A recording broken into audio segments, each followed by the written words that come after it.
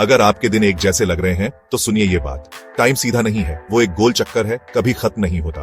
Western सोच में time एक सीधी लाइन है, शुरुआत और अंत, लेकिन हमारे पुराने ग्रंथों में टाइम एक पहिया है, एक अंतहीन चक्र जो घूमता रहता है। जैसे दिन के बाद रात, रात के बाद दिन आता है, वैसे ही जीवन के बाद मृत्यु और मृत्यु के बाद जीवन। ये जन्म, मृत्यु और पुनर्जन्म का चक्र 4 युगों में दिखता है, सतयुग, त्रेता, द्वापर और कलयुग।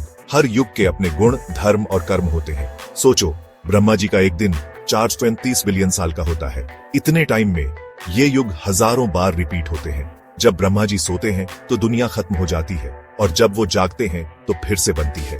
ये है काल चक्र। लेकिन ये चक्र सिर्फ ब्रह्मांड का नहीं है, ये हमारी जिंदगी में भी है।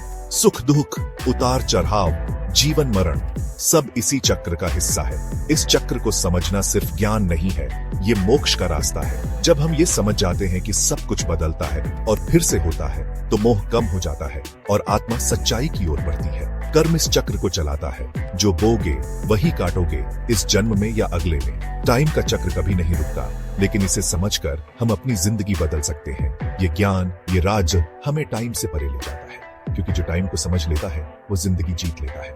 AUM, टाइम नहीं गुजरता, हम गुजरते हैं।